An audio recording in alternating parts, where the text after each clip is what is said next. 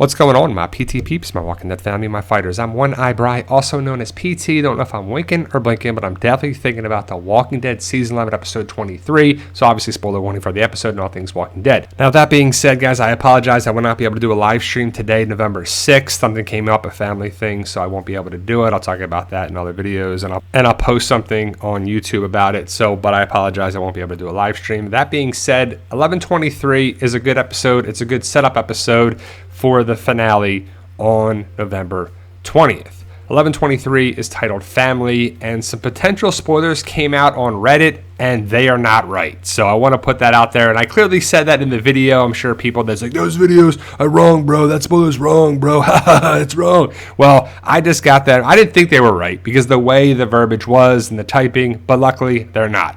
So the video starts with Judith and the group getting their weapons in Alexandria. We don't know where the kids were, but baby Coco is not there, so they have to go find her still. But it's a Judith dialogue. Negan, Maggie, they're working together, but Maggie clearly says there is no we.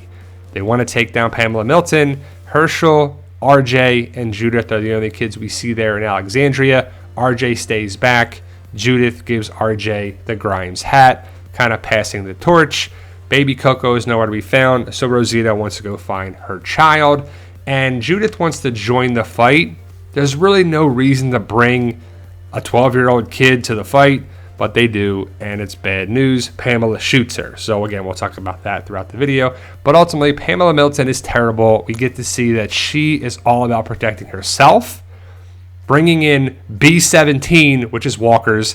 Those are hordes that she brings to the Commonwealth to just show the need for their protection. She is willing to sacrifice the Commonwealth residents for her to be protected, and that's clearly evident here. Daryl's group gets on a train. Tyler Davis gets the antenna working, so Princess gets a hold of Mercer, and Tyler Davis actually gets shot in the train station as well. But our group is trying to sneak back into the Commonwealth. They use the train to get there, and it's cool that they're actually using the train to get around so quickly. But our group uses the tunnels of the Commonwealth to sneak in there. And it's a decent episode. There is some action-packed stuff, and it's a big episode setting up the series finale. That's crazy to think. But there's so many people left in the story, and we don't lose anybody in this episode besides Tyler Davis. Lydia actually gets bit, so we'll talk about that. But our group is sneaking back into the Commonwealth, and that's the thing. Also, Eugene is sprung by Mercer, but we knew that was going to happen. Eugene is told to stay in this apartment, and he does, rocking the suit I jokingly called John Thick back in the day when they were filming, and it was pretty funny when he's got a gun.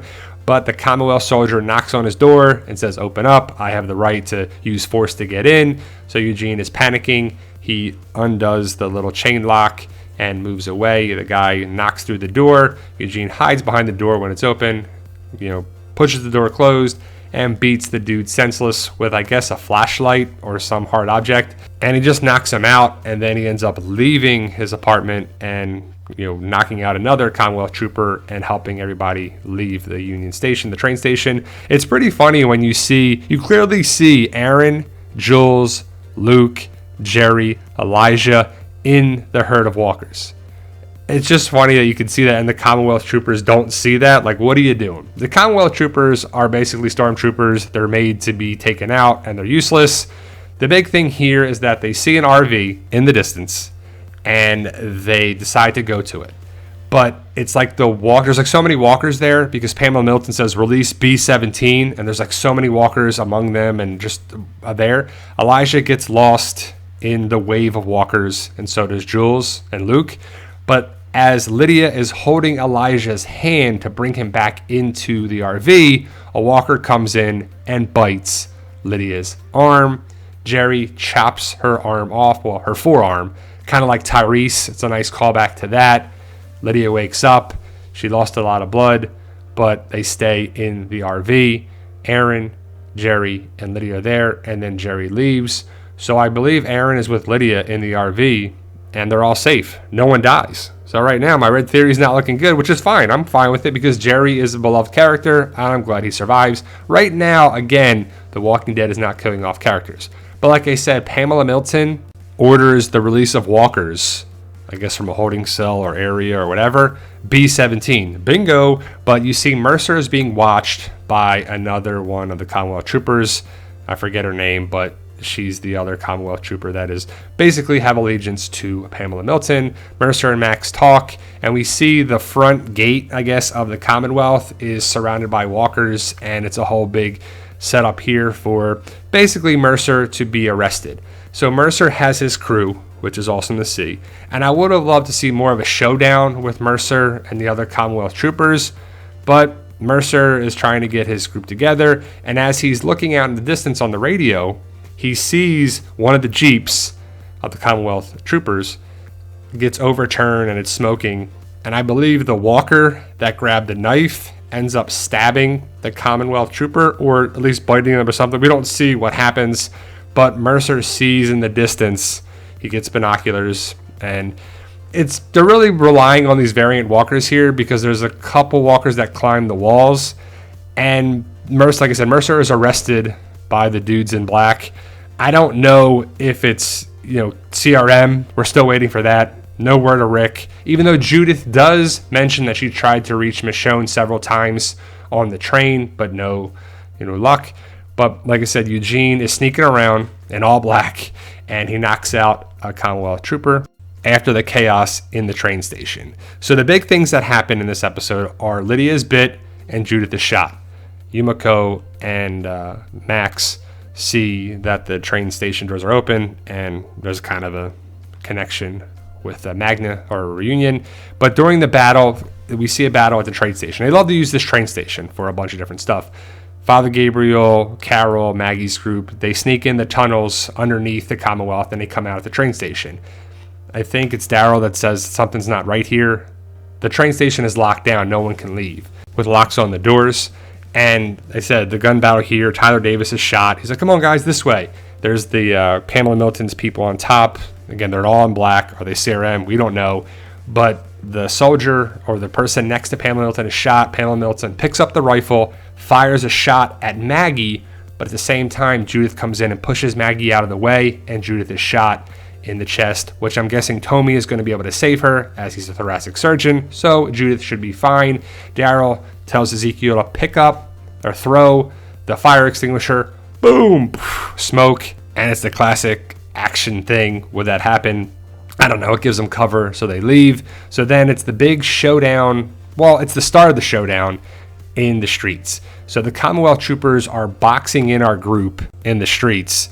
I don't know if it's by design or by chance, but all these walkers are here. You see the delivery sign. Daryl goes that way towards the clinic while he's carrying Judith. Ezekiel, everybody is just trying to take out as many walkers as possible. And it's a big setup for the series finale. Now, I don't know if the series finale is going to be an hour and a half or what. That's the word people are saying it is, but a lot of people say a lot of crazy stuff. So everybody is pretty much alive here.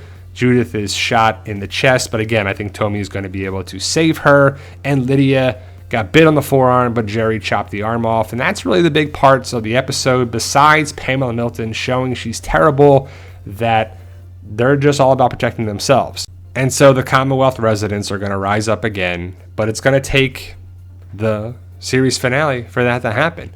So this filming was in, I believe, Griffin, or maybe it was Noonan. I don't know. Whoever was there for actually filming, I can't remember where the filming actually took place, but we knew some of this was going to happen, and some people got some great photos, and it's finally coming to screen.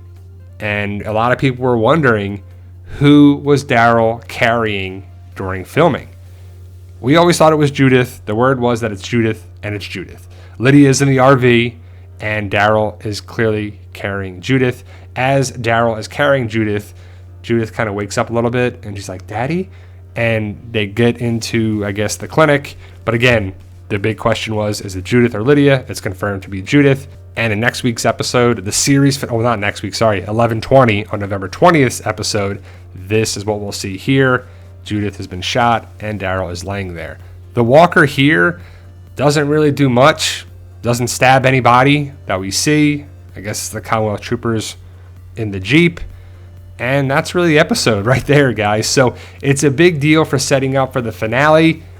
It's not a bad episode, but again, there's just so much story left on the table with so many characters.